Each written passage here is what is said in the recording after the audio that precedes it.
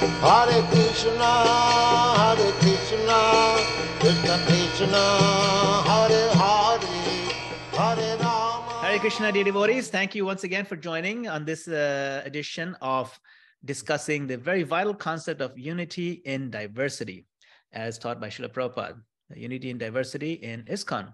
So this morning we have His Holiness Chandrasekhara Swami Maharaj, who's very kindly joined us to give yet another facet of this very important and vital topic. So His Holiness Chandrasekhara Swami Maharaj has been a preacher for many decades. He is a direct disciple of His Divine Grace, A.C. Bhaktivedanta Swami Srila Prabhupada.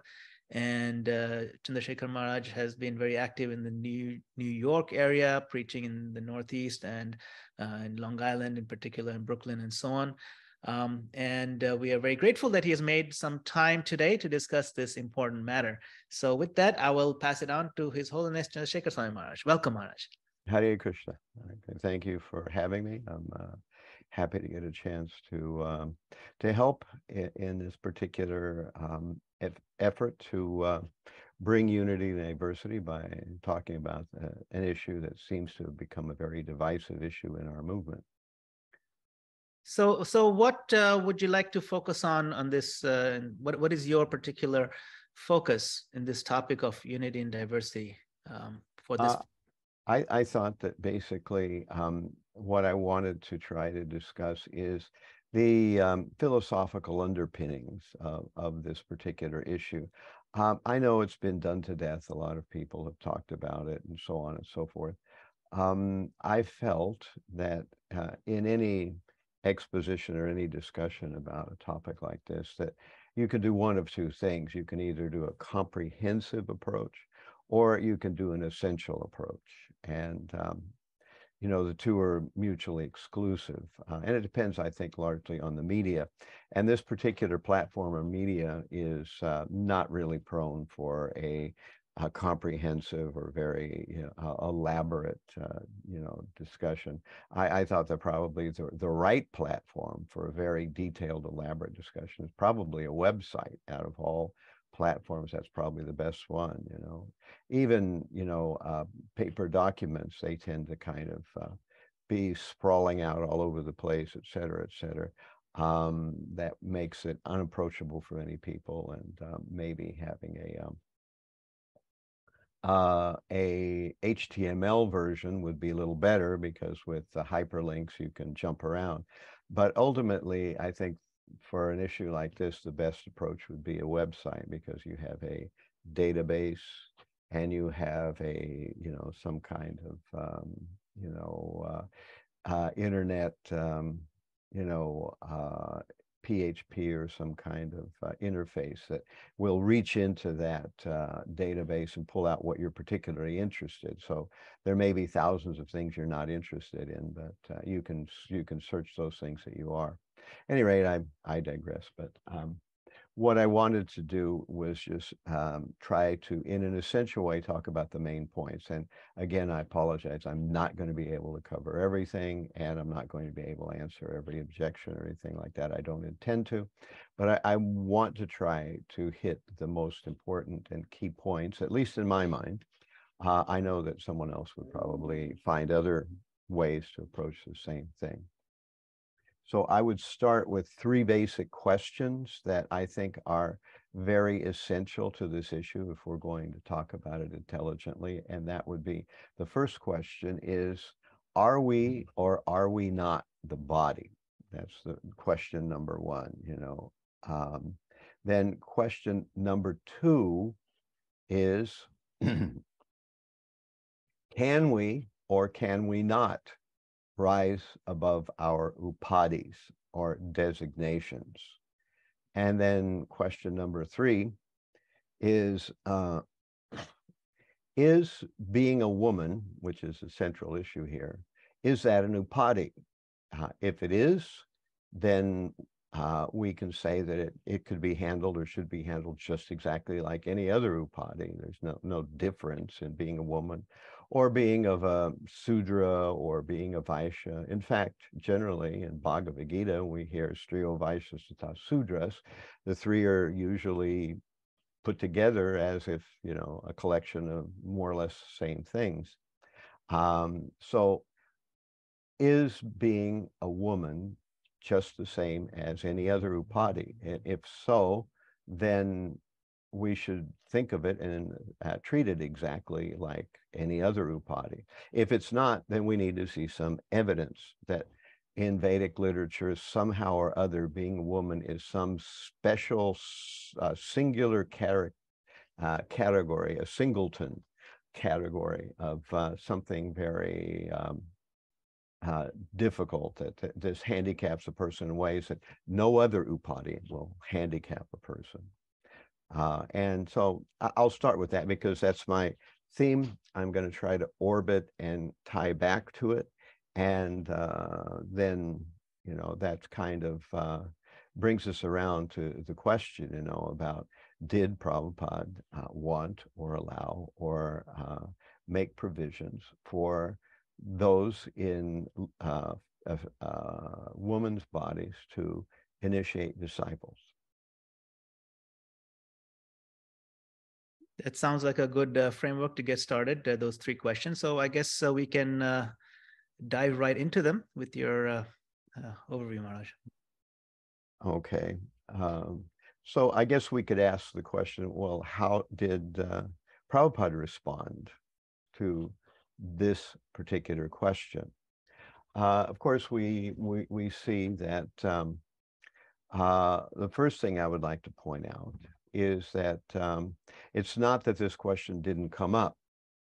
It's not that we are guessing about what Prabhupada said or thought about this question. We definitely have Prabhupada's comment on it. And so in a discussion, you know, with Professor O'Connell in 1976, June 18th in Toronto, one lady who was there says, Swamiji, would you like to say something about the place of women in your movement? And Prabhupada said, there's no distinction between man and woman. It is clearly said in Bhagavad Gita, Mam hi partha yapashri ya yepisu papayonaya striyo vaishas tata sudras. So that's 9.32 in Bhagavad Gita as a reference. The first mention is striya, sudras tata vaishyas. These classes are understood to be less intelligent woman, Shudra, and Vaishyas. But Krishna says, no, even for them it is open. Because in the spiritual platform, there's no such distinction, man, woman, black, white, big or small. No, everyone is spirit soul, Pandita Samadarshana. That's Bhagavad Gita 5:18. Vidyavanaya Sampanne Brahmani Gavi, Hastini Shuni Chaive, Sapakecha Pandita Samadarshana. One who is actually learned, he is Samadarshana. He does not make distinctions. But so far our material body is concerned, there must be some distinction for keeping the society in order. So this is one place where I think, you know, it's easy to get some misunderstanding here.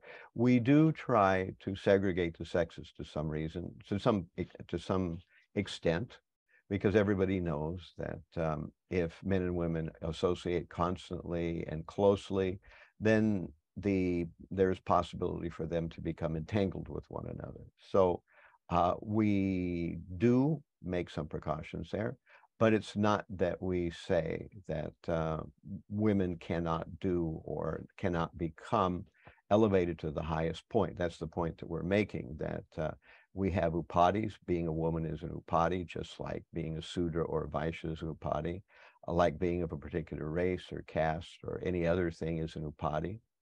These are upadis, and we can rise above them. So going on, Prabhupada says, the woman asks, the women could become pandits then? Prabhupada, oh yes, tepi yanti param gatim. Not only come, she can attain perfection. There is no restriction, Krishna said. Woman, so is there any pandits in the Western movement, Prabhupada? There are many so-called Western women, girls in our society. They are chanting, dancing, taking to Krishna consciousness, of course, because superficially, bodily, there's some distinction. We keep the women separate from men, that's all. Otherwise, the rites are the same. Professor O'Connell, is it possible, Swamiji, for a woman to be guru in the line of disciplic succession? Now, here is the very question that bedevils us. Prabhupada is being asked the very question that we are trying to get the answer to. He's not being asked, did people initiate, did women initiate in Satya Yuga? He's not being asked, what did they do in India 5,000 years ago or 500 years ago? He's being asked exactly about his movement, and could a woman be a guru in the line of disciplic succession? Not could she be a Shiksha guru, not is she a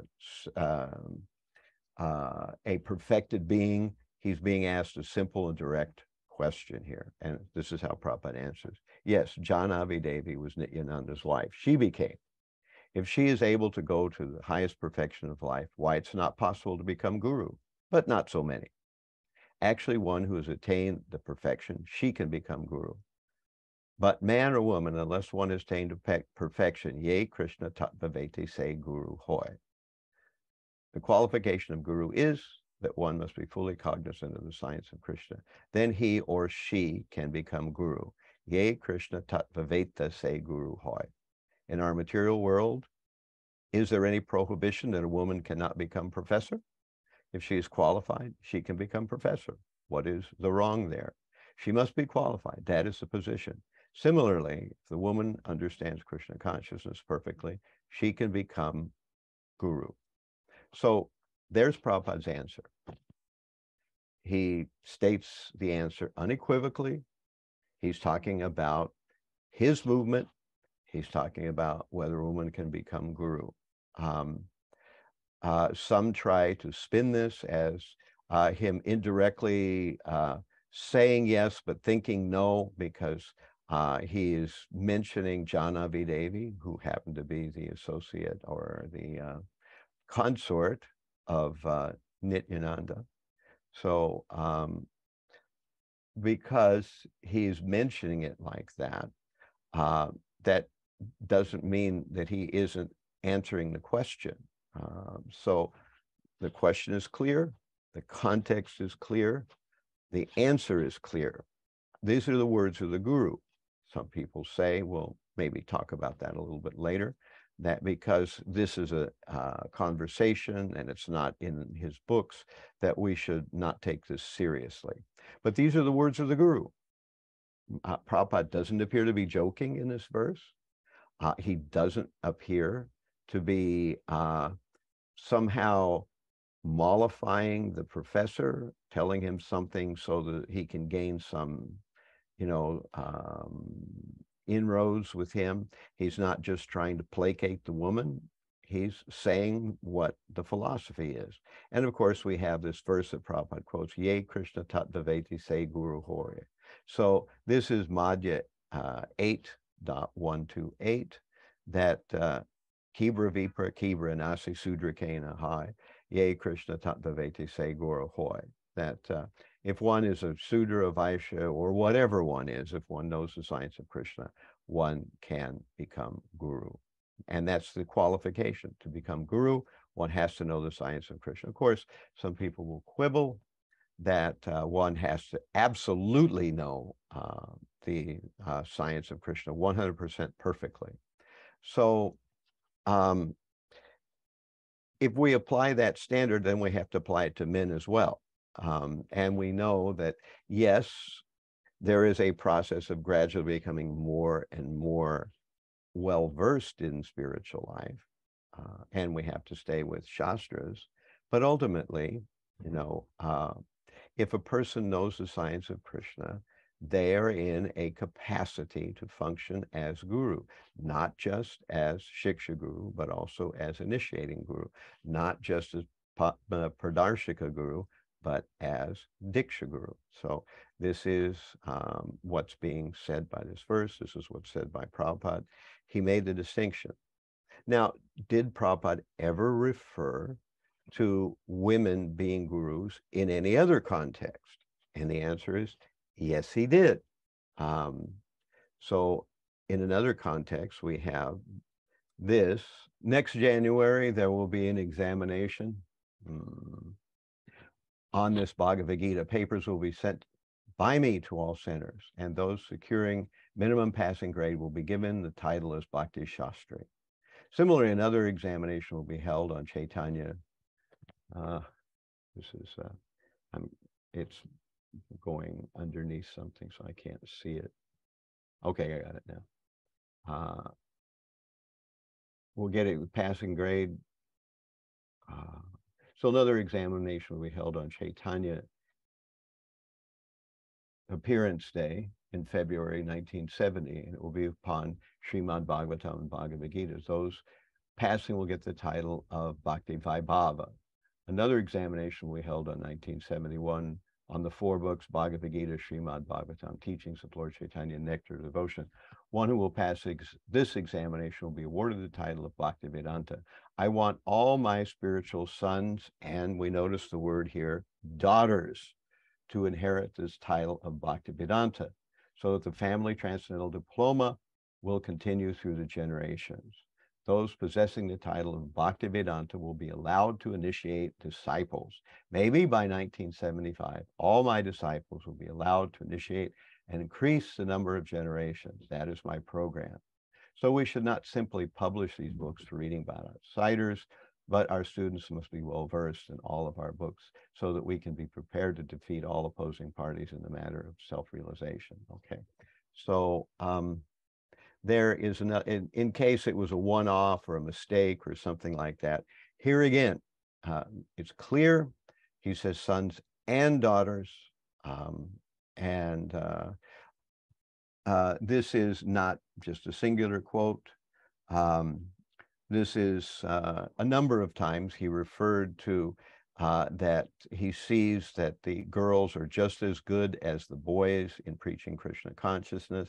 So this was Prabhupada's method of explaining the process of Krishna consciousness.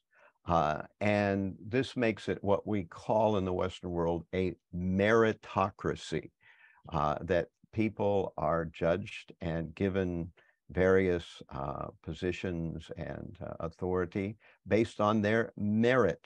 During Prabhupada's time, he had sometimes his Vaisnavi disciples giving class in front of men in the temple room. You would never see this in India. We don't have any examples of women giving class in Bhagavatam. We don't have examples of this in general. But Prabhupada did it. And there were those who felt it was wrong at that time. But of course, when Prabhupada was on the planet, no one would have tried to contradict him about the whole issue. So that kind of brings me kind of to the end of that little section, you know, that if we want to know what Prabhupada actually said, there is that. I will get to the Suniti purport a little bit later on, the obvious counter argument, but right now we're just dealing with the main themes. So Maharaj, I was just to summarize what you said. There's that one, the conversation with Professor Connell, where he says that yes, why not? Mm-hmm. And I've heard sometimes some people may say that, like you also mentioned, that he may be trying to placate somebody, or maybe trying to play to their, feministic tendencies so that they don't feel bad. But in the history we see, Prabhupada never ever kowtowed to that. Even when he was asked by women reporters, about women's liberation, he would totally shut it down. He never pretended to be a feminist. He never pretended to be a pro, women's lib kind of thing. But so similarly, you can't blame him or accuse him of trying to do that here, because he never did that. He was being straightforward and clear. So it's quite cut and dry the way he says it. And then he gives the example. But then also an interesting point that you highlighted was that not just women, both men and women have to meet these criteria. He brought men into that fold also. So it's not like men have a different set of standards. They both need two things. They both need to be well-versed or conversant with the science of Krishna, and two, they must be practicing strictly. And that's basically all he wants. And then he establishes vision with the letter you showed, and that letter highlights what he means, how conversant they need to be. You pass these exams, these are the books, you need to be very well versed, you need to know a lot about the content of these books, understand the principles, understand the philosophy. And if you pass the exams, that means you understand the points, and that's basically it. So he is given both angles very nicely. And his vision, he stated his vision that, okay, it's a realistic vision. This many years, it makes sense after this many years of study, roughly maybe 6 years from now, I expect all of you to have reached this level, and then you can start initiating. And this is 69, and he predicted or roughly estimated 75. So it is a very realistic, time-bound kind of goal that he had. So it was very clear. Thank you for sharing that, Maharaj. I wanted to bring up this other point about that is often brought up. The point about women being naturally dependent or always requiring some protection. And so what does that refer to, and how does that play into this idea that women can also become Diksha Gurus? Is it possible to have both, where they're always expected to be protected, quote unquote, and at the same time also be in a position of power, you can say, or a position of authority as a guru, a Diksha Guru, and so on? Yeah, I think that's an important thing to try to understand. In a moment, I will try to get into a broader sort of explanation of Varnashram Dharma. But I think to begin with, we have to start with the proper understanding of words.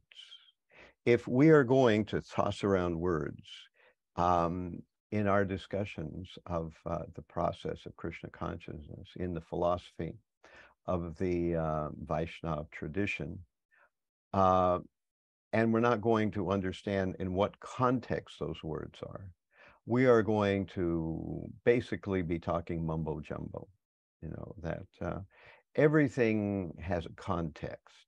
And that's why I was making the point before that in this question by Professor O'Connell, the context is clear.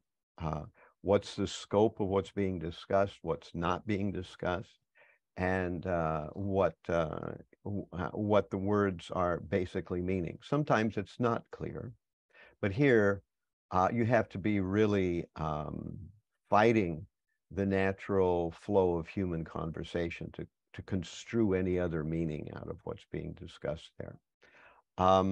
So when we say the word woman, what does it mean exactly? It's generally said that women are less intelligent. We see those kind of things. We see that women are prone to sense gratification. We see that these three categories are usually placed in the same basket, women, Vaishyas, and Shudras. By the way, that's 99.99% of all human beings on the planet that fit in one of those categories, including all of us. So it's not like, okay, women, we kind of hold our nose up and we place them in that basket. And, we are, in the superior category. According to Vedic standards, we're all pretty much in that, in one of those categories, at least from a birth point of view.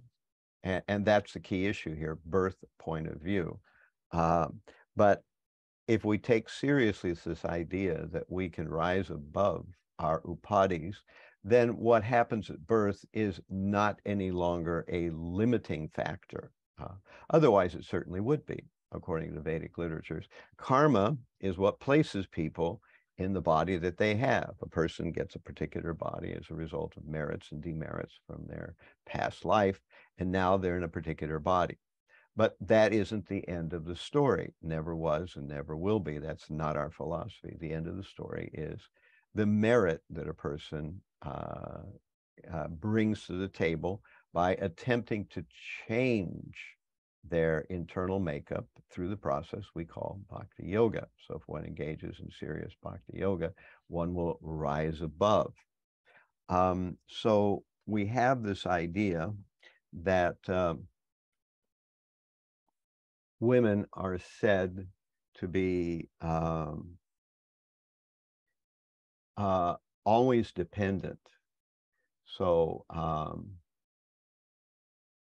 if they are always dependent, then how can they be gurus? However, this is not the indication that Prabhupada gave us about any of this. I'm trying to find this. Yes. So this is Adi Leela, chapter 7, text 31 to 32.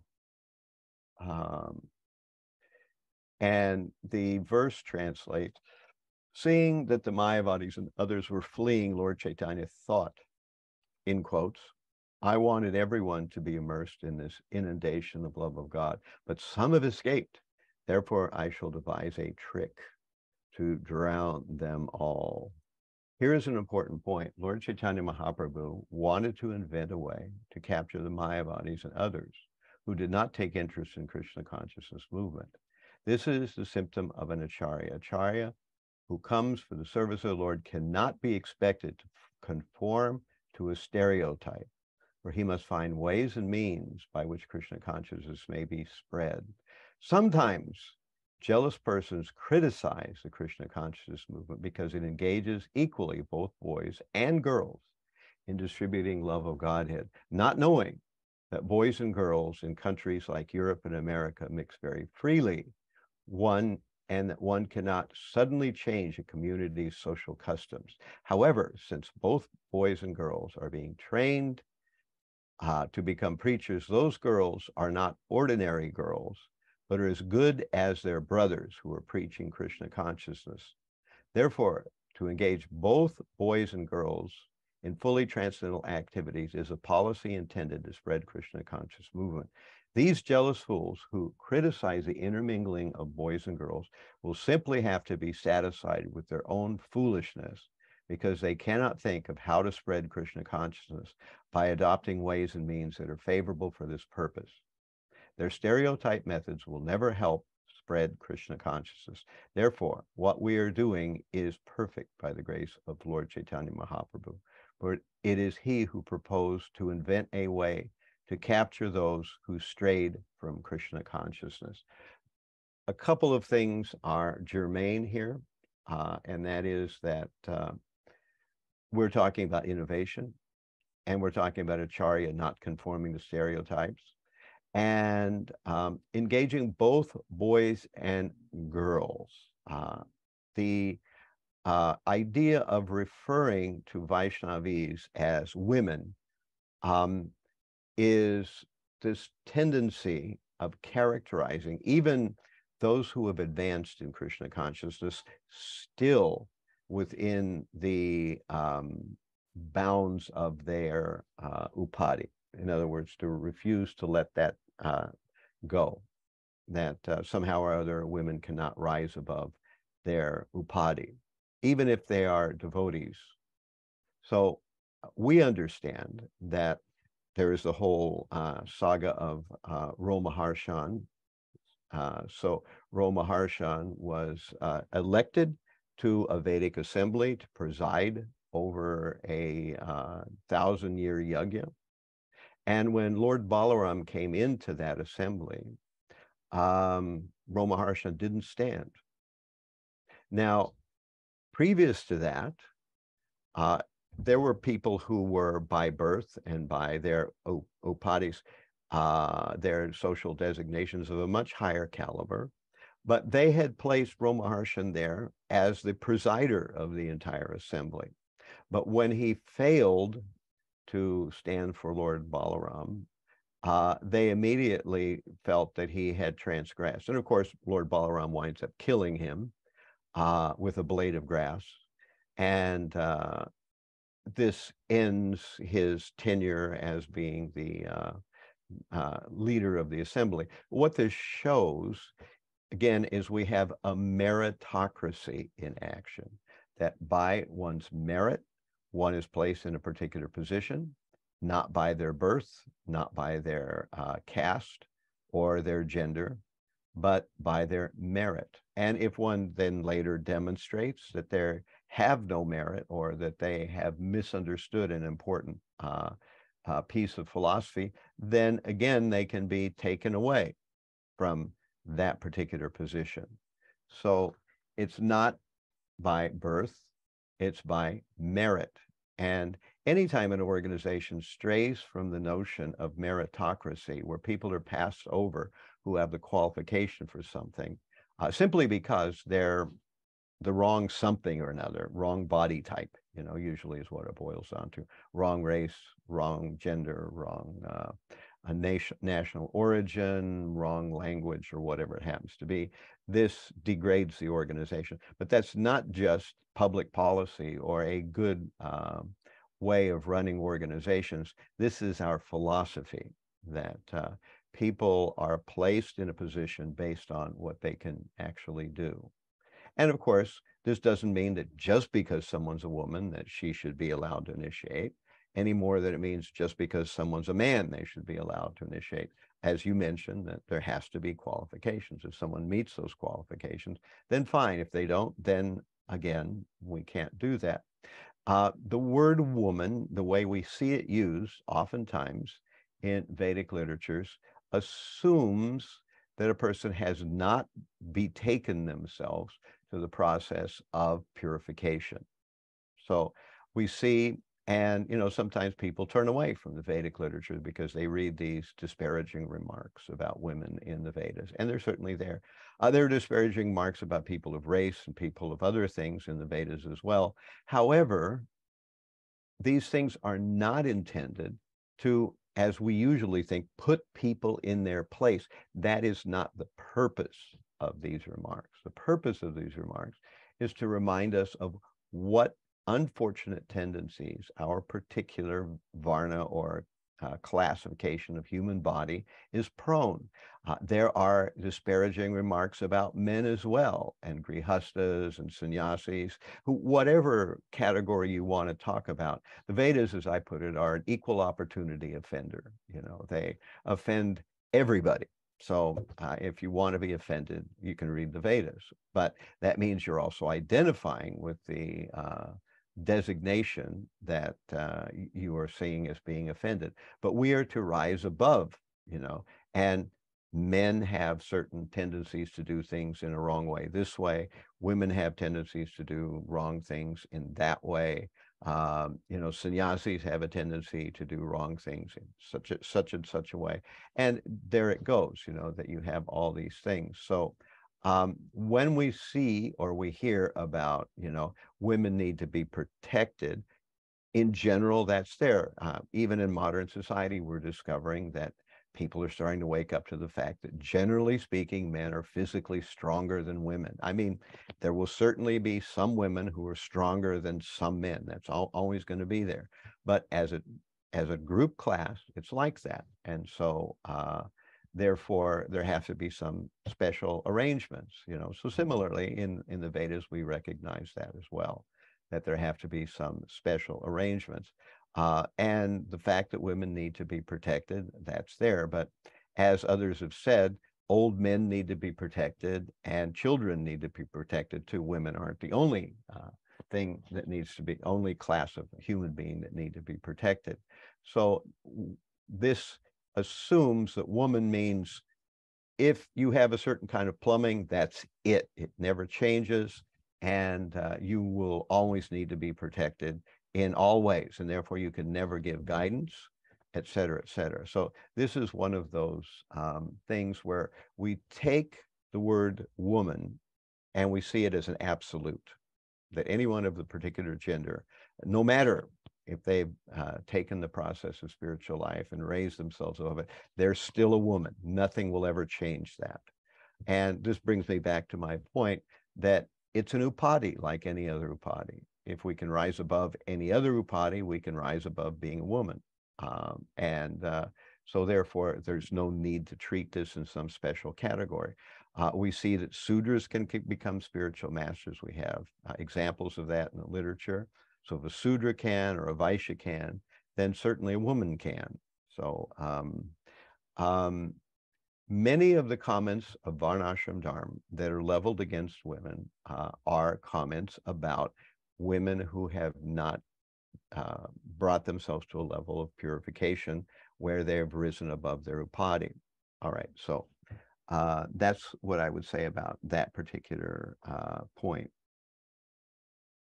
Thank you, Maharaj, for highlighting that. And I think even like you mentioned, Srila Prabhupada had also given the examples, or like highlighting this point of rising above the upadi, that he says Arjuna, when he's speaking about women who need to be protected, he's talking about ordinary women, but the devotees or those women who become Krishna conscious, they are not ordinary women. Once they become Krishna conscious, they take care of themselves. I think there's one lecture. So I mean, that he said that so many different places, and so it highlights what you're saying, Maharaj, that not only can they rise above the upadi, but by coming to kind of Krishna consciousness, they necessarily do rise above because of the practice. And so it's a very important point for us to make note of, which and speaking of scriptural principles and scripture, maybe we can come to that one reference, the one linchpin that a lot of devotees talk about when it seems to be central to this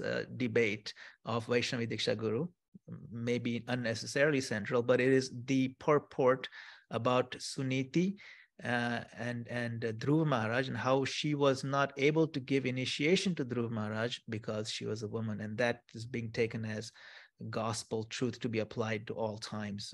So if you can kind of Okay, so explain. I'll pull that up here. Let me share my screen again. Here is that segment. This is Srimad Bhagavatam 4:12:32. You're seeing that? Okay, good. Dhruva was seated in a transcendental airplane, which was just about to start, when he remembered his poor mother Suniti. He thought to himself, how shall I go alone to Vaikuntha planet, leaving behind my poor mother? So here's the purport. Dhruva had feeling of obligation to his mother Suniti. It was Suniti who had given him the clue, which had now enabled him to be personally carried to the Vaikuntha planet by the associates of Lord Vishnu. He now remembered her and wanted to take her with him. Actually, Dhruva Maharaj's mother, Suniti, was his Partha Pradarshika Guru. Pata Pradarshika Guru means the Guru or the spiritual master who shows the way. Such a Guru is sometimes called Shiksha Guru, although Narada Muni was his Diksha Guru, initiating spiritual master. Suniti, his mother, was the first who gave him instructions on how to achieve the favor of the Supreme Personality of God. It is the duty of the Shiksha Guru or Diksha Guru to instruct disciples in the right way, and depends on the disciple to execute the process. According to Shastric conjunctions, there's no difference between Shiksha Guru and Diksha Guru, and generally, the Shiksha Guru later on becomes the Diksha Guru. Suniti, however, being a woman, and specifically his mother, could not become Dhruva Maharaj's Diksha Guru. Still, he was not less obliged to Suniti, and there was no question of carrying Narada Muni to Vaikuntha Loka, but Dhruva Maharaj thought of his mother. Okay, so here is the section here, which is put forward as the most important section by those who are opposing Vaisnavi Diksha Gurus. So they put here the fact that Suniti, being a woman, and specifically his mother, could not become Dhruva Maharaj's Diksha Guru. But what is the context of this particular passage?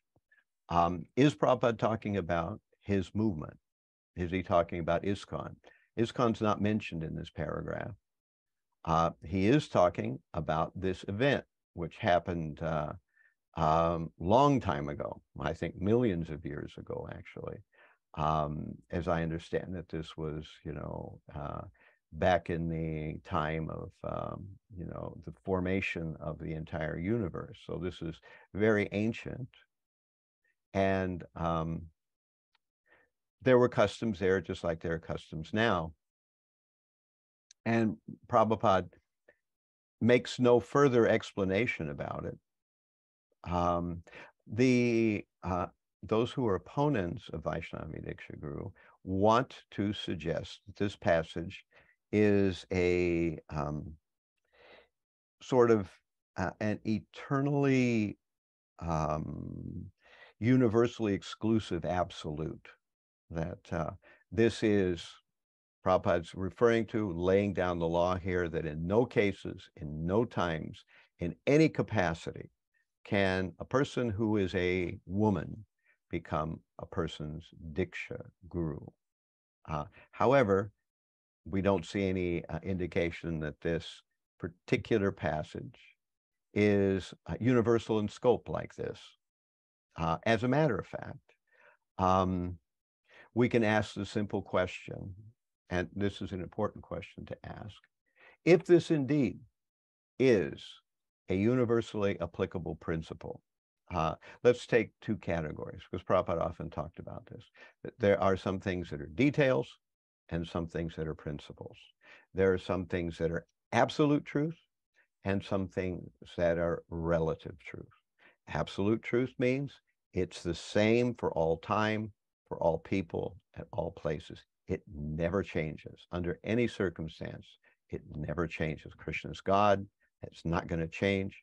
The living entities come to the material world.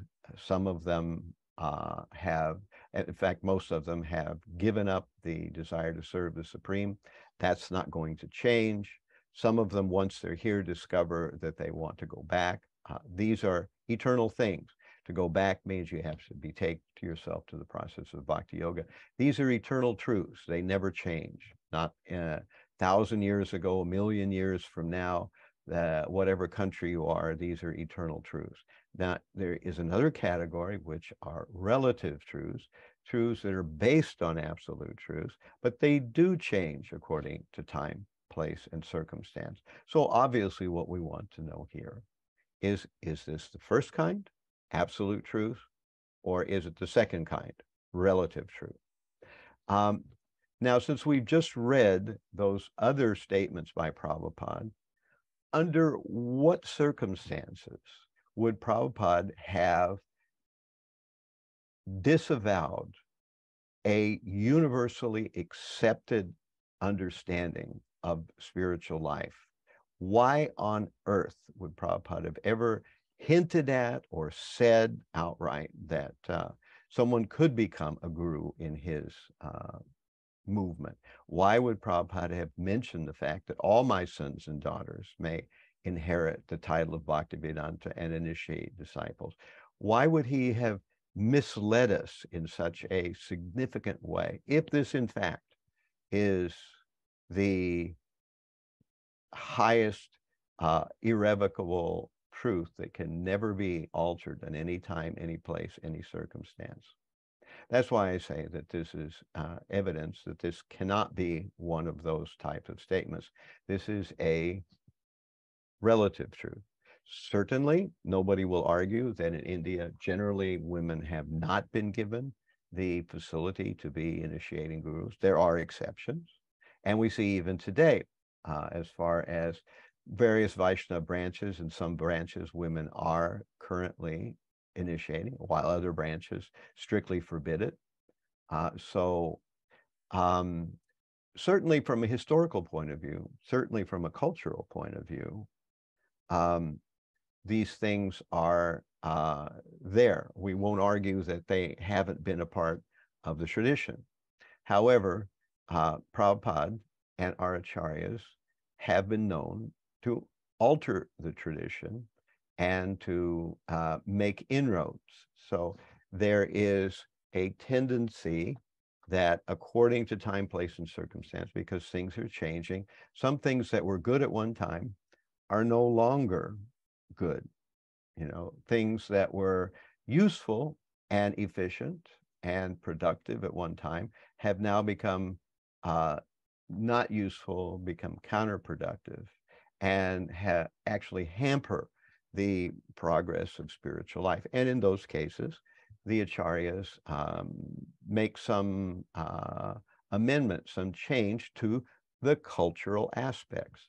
So some people say that the Varnashram system cannot be changed, that it's Krishna's system. Indeed it is, but the Varnashram system has been consistently changed by our acharyas. And Prabhupada wasn't the first to do it. Our acharyas have changed all kinds of things as a result of wanting to increase the preaching. There are certain things that are done in India that are not done today. Even if you read Srimad Bhagavatam, we don't find our brahmacharis wearing deer skins and matted locks and carrying a water pot. That was changed a long time ago. Prabhupada didn't change it. That hasn't been the case for a long time. We find that in the Vedas, it's always explained that the ideal government is a Vedic king. And oftentimes you'll find even Prabhupada making points that the modern democracy is a third-class form of government, that Vedic monocracy is the best. However, did Prabhupada put a king in charge of ISKCON? And the answer is no, he did not. So although he eulogizes various aspects of Vedic historical tradition, that does not mean he necessarily wanted to implement various aspects of Vedic historical tradition. In Krishna's time, we have the cowherd men and boys worshiping Indra for the benefit of agriculture. Are we doing that in ISKCON in the modern day? No, that's a part of the Vedic tradition. The Vedic tradition involves so many things, worshiping Ganesh, and so many other details which could be implemented and are there in various literatures and various scriptures, and certainly in Indian ancient times, and even in some cases in our present day, these same traditions are there. But they are not being implemented because they are not useful or productive or efficient for the people of the modern day. Things have to be adjusted. As we just said, we read that passage where people do not understand that in the Western countries, women and men associate quite freely, and that therefore Prabhupada made amendments. In the Western world, women live in the temple. In our temple here, we have ladies living in the temple. In India, even today, I don't know if Matajis are allowed to live in the temples in India. At one time, it looks like they were, but it doesn't appear that way. In the most countries outside of India, there are Vaishnavis on the altar doing puja to the deity, offering the chamara, the peacock fan and the ghee lamps and all that. But in India, no, they're not allowed to do that. In India, even in ISKCON today, generally women are passed over for any kind of administrative positions. So this is a cultural thing, but the culture is not our Siddhanta. The culture is not our philosophy. The culture serves the philosophy. It should serve the philosophy. And we have plenty of instances where our acharyas have put things in a different way. Like, for instance, Prabhupada making something called the Brahmacharini Ashram, where those who are born in women's bodies are accepted into the temple, and they function right alongside of the brahmacharis or any other members of the devotional community, although traditionally that was never done. Prabhupada had women give class in front of men, which is also traditionally not done. So when we read Prabhupada making statements about women should do this, women are, usually homemakers, they rear children, they protect the purity of children, et cetera, et cetera. And certainly some will want to do that. That's a kind of mainstream general desire of many women, not all women certainly, but many women, and some will be happy to do that. And in India, maybe that percentage is much higher. That's all well and good. Prabhupada never discouraged that. But at the same time, Prabhupada encouraged women to go out on Sankirtan, which is certainly not a traditional role. So we can't just take this one statement out of context and say that this is an eternal principle. If it was an eternal principle, Prabhupada could never have spoken against it or suggested that it be set aside. It would be completely out of character for him. So therefore, what I submit is this Suniti purport is nothing more than Prabhupada explaining the culture of that time. And that it was the culture of that time is fine. It doesn't mean that it has to be the culture of our time. All right.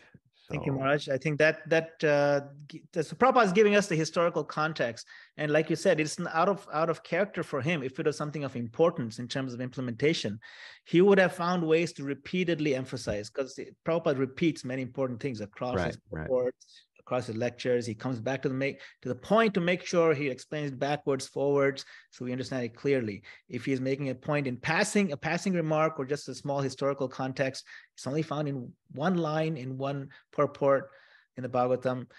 I don't see how it can carry that much weight, especially if you look at it in the holistic picture. So Maharaj, there's one book that has recently come forward in this debate. I wasn't too familiar with this, and I only found one reference, Srila Prabhupada referring to it in passing in one purport, the Bharadwaj Samhita, which is now often quoted by those who are not proponents, or who are, say, opponents of the Vaisnavi Diksha Guru system, and they do quote from it, but I'm not very familiar with it. Perhaps you can shed some light on those arguments. Well, it's a bona fide Vaishnava scripture. The question is, what does it mean? In what context can we place it? That's the big question. We have no translation of it by Srila Prabhupada, and it is being used as the main focus to show that according to this literature, the Bharadwaj Samhita, that women can never give initiation. However, what's interesting, there's a couple of interesting points I'll make about it. And one of the interesting points is that the Bharadwaj Samhita doesn't only exclude women, it excludes Vaishyas and Antyajas, or those who are, below even a Sudra class, So this is a little wider of a restriction than we're being told. I've heard apologists for that say that, well, a person who's a Sudra or an Antaja or a Vaishya can have a person vouch that they have left that category. But no matter how long you engage in devotional life, your plumbing's going to stay the same. So therefore, there's no, again, this, you just see how materialistic this argument is, that essentially, because of your external bodily configuration, that you cannot be accepted as a spiritual master. But if you're a lower class than even a Shudra, an Antyaja, or you're a Shudra, etc., you can rise yourself above. So this is the question that puzzles me. Again, we're back to the same issue that I made a minute ago, that is being a woman just a upadi? As far as I can see, it's an upadi like any other upadi. We could say that by engaging in devotional service, one rises above being a Shudra. But we could say by engaging devotional service, one rises above being a woman. That does not mean that your bodily configuration will change. But we could say the same thing about the other category, that the womb you came out of, that's not going to change either.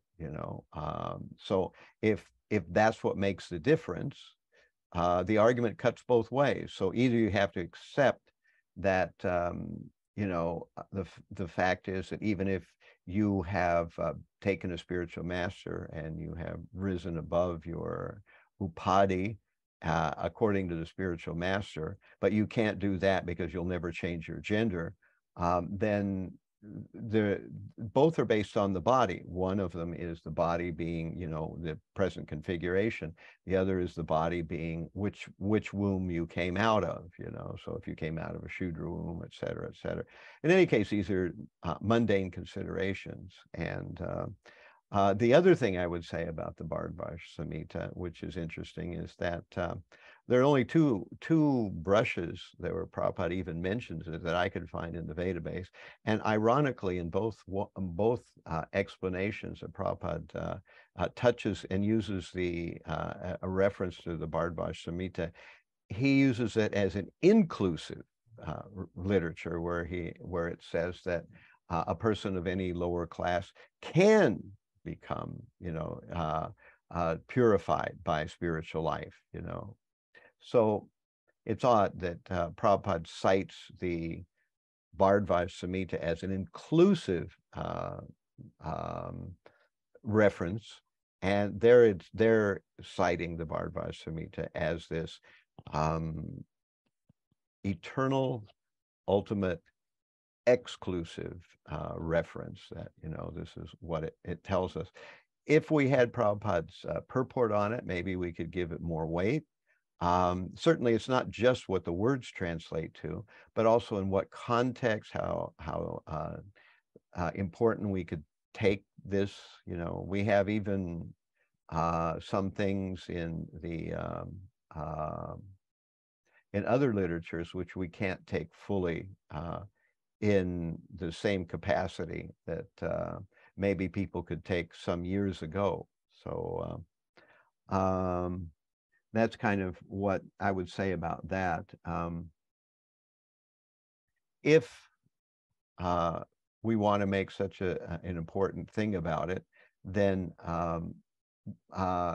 we would have to have some way to put it into reference. Not only does it say what our opponents of Vaisnavi Diksha Gurus say it says, but also to what level of importance or in what context we are hearing what the words seem to give us. So at any rate, I'll leave that at this point.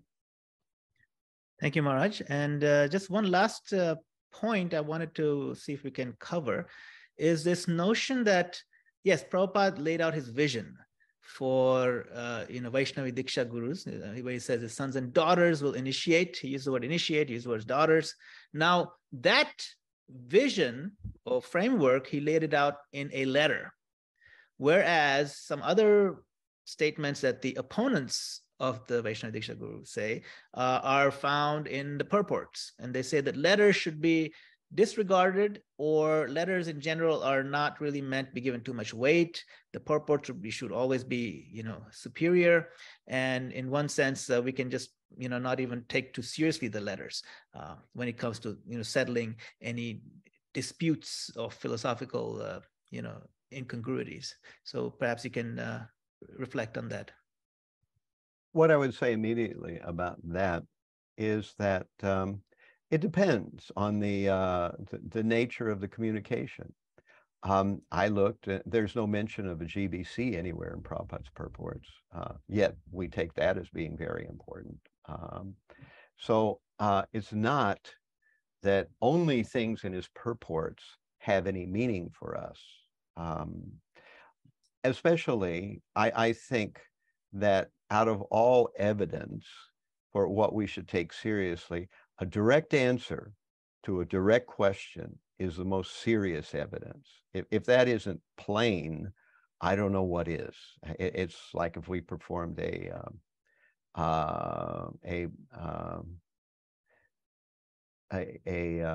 the word I'm searching for here?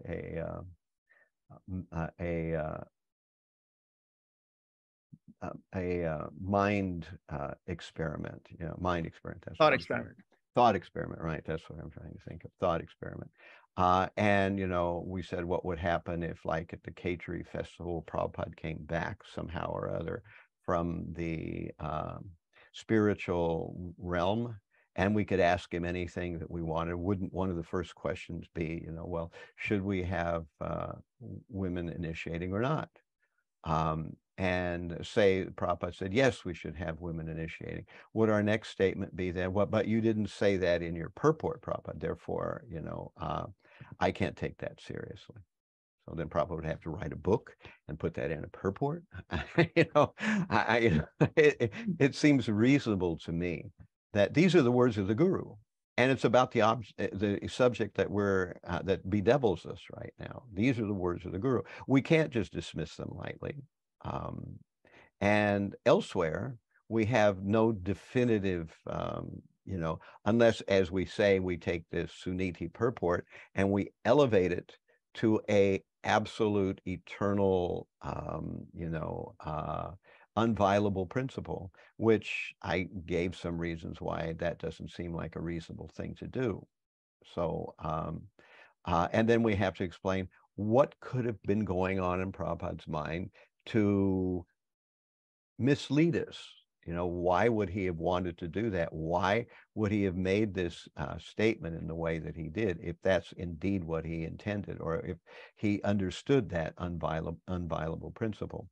So some letters, some exchanges with Prabhupada certainly are in the category of exchanges with a disciple, where something is being dealt with on some pragmatic everyday level. And yes, that's certainly not on the same level as Prabhupada discussing the nature of the spiritual process of Krishna consciousness as he does in his purports. It's not on the same level.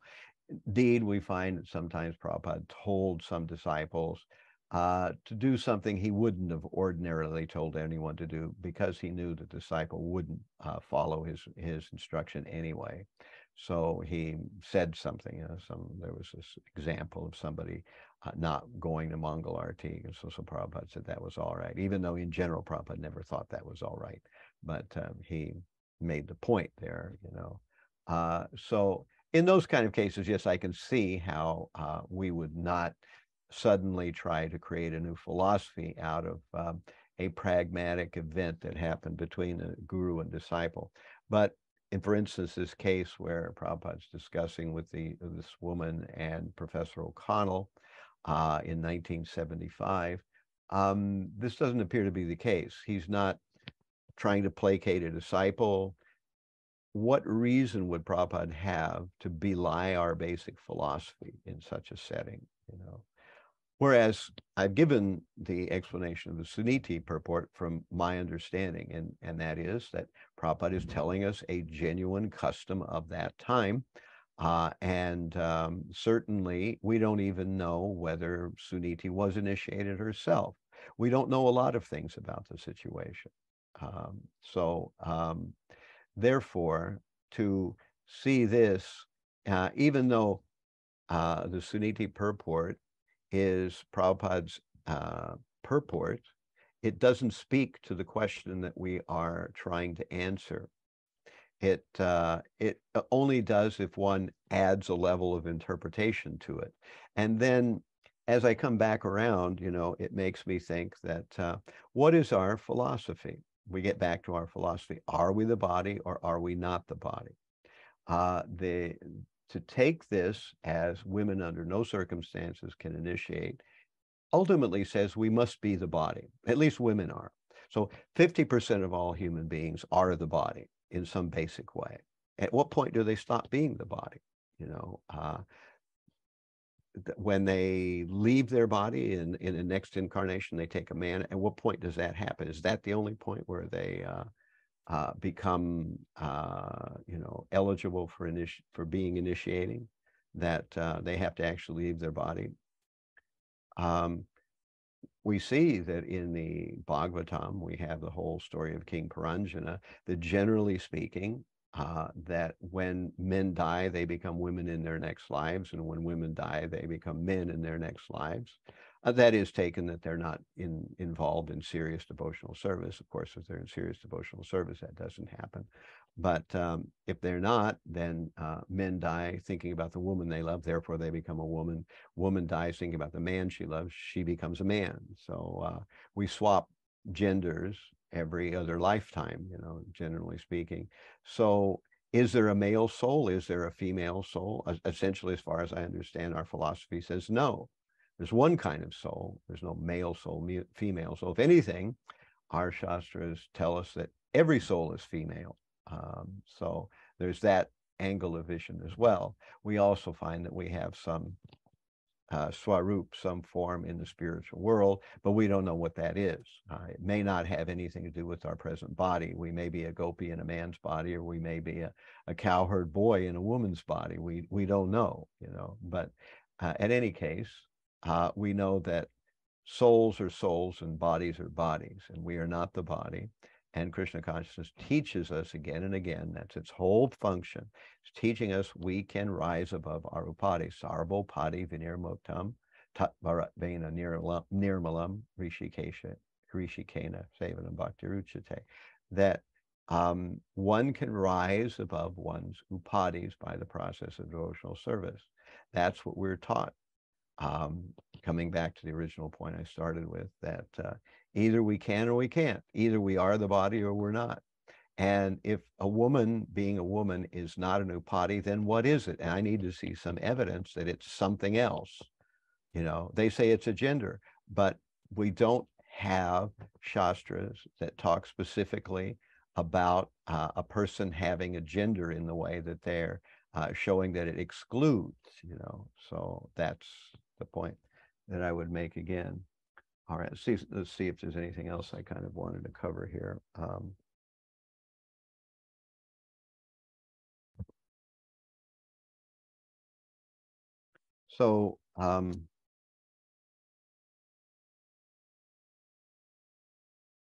Varnashram Dharma is certainly important, but it's not the whole substance of our philosophy. In fact, we have the fact that Varnashram Dharma by Lord Chaitanya was considered external.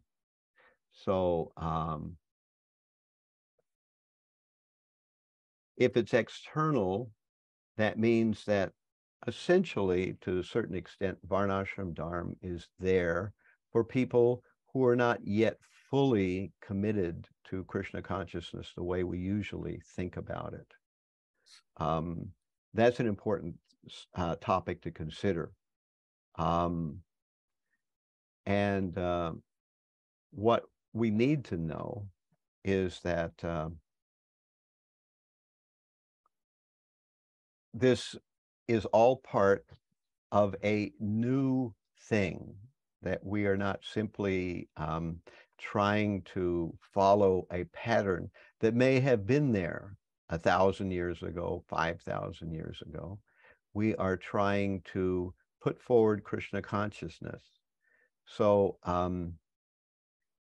there's a letter to Himavati that Prabhupada wrote, where he is saying that he's very gladdened. Let me see if I can find that. I think I indexed that. Personally, I am so much gladdened that pairs of young boys and girls I've placed in household life are doing so nicely in the Western world. When Lord Chaitanya delivered Jagai and Madai, he was also a householder. But when Jagai and Madai were actually reclaimed, his wife Vishnupriya was not there. But in this case and many other cases, I find that my disciples combined together, husband and wife, are doing preaching work so nicely. So I'm especially proud how my householder disciples are preaching Lord Chaitanya's mission. This is a new thing in the history of the Sankirtan movement. In India, all the acharyas and their descendants later only acted from the man's side. The wives were at home, because that is a system from old times, that women are not required to go out. But in Bhagavad Gita, we find that women are also equally competent, like the men, in the matter of the Krishna consciousness movement. Please, therefore, carry on the missionary activities and prove it by practical example that there is no bar for anyone in the matter of preaching work for Krishna consciousness. So the point there is that because a tradition has been there for a long time, that does not mean that it is effective in our present time. And it does also not mean that our acharyas haven't made some adjustments to it. And we see that Prabhupada certainly did. He was describing it, self-described there as a new thing. It's not a, and there's as contrasted to the old thing. So what is the new thing and what is the old thing? The old thing is the old version of Varnashram Dharma and all of its details. We have not thrown Varnashram Dharma out the window completely. It's certainly useful in some aspects, but we have not embraced it 100% either with all of its ancient traditions. We have accepted some things and left some things that were not particularly useful in the modern day. We've left them aside. So Prabhupada was proud and happy that this was going on. He made no bones about it. He wasn't trying to sneak something by us. And on the same token, Prabhupada could do a eulogy of some aspect of Varnashram Dharma in a later purport. These are not contradicting things. He was in favor of Varnashram Dharma. He was even in favor of some aspects of Varnashram Dharma in a general way, though not wanting necessarily to implement them in the modern day. So that's what we have to keep separate. Any rate, we've discussed a lot of things, and I was hoping it would be shorter than it was, but I should have known myself that that's impossible. So any rate, if any of you are still listening and haven't gone to sleep yet, I laud you with the bottom of my heart. So in my own imperfect way, I'm trying to understand this position and understand what the situation is and what our Acharya really wanted from us, that this misrepresentation and misapplication of Krishna consciousness, saying that women are barred from initiating, that women can never rise above being women. This is not our philosophy. It never was and never will be. And basing policy, ISKCON policy on this is a mistake.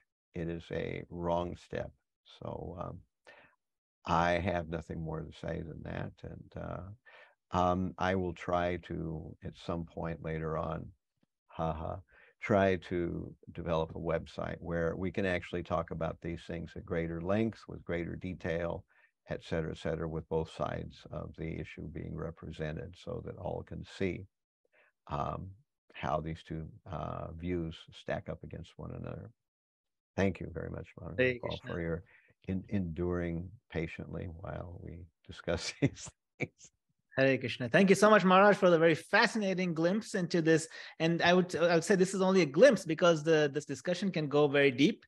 But Maharaj, you really covered the most important points, at least in my mind, that seem to come up in these discussions. And it is very vital that all our devotees in ISKCON, globally, everywhere, become familiar with what Srila Prabhupada wanted in this regard. And we hope that the ISKCON leaders can make the right decision based on all this time that's been spent on this. And we pray that we align ourselves as closely as possible to Srila Prabhupada's mood, mission, and his original intent. And with that, I thank you very much, Maharaj, for your time. And I thank the devotees who are watching for your time in listening to this discussion. And we hope that we can continue with more such interviews and get more insight from other senior devotees. And we will keep you updated. So please stay tuned on this channel. Hare Krishna. Srila Prabhupada. Hare Krishna. Yeah. Krishna Krishna, Hare Hare, Hare Rama, Hare Rama.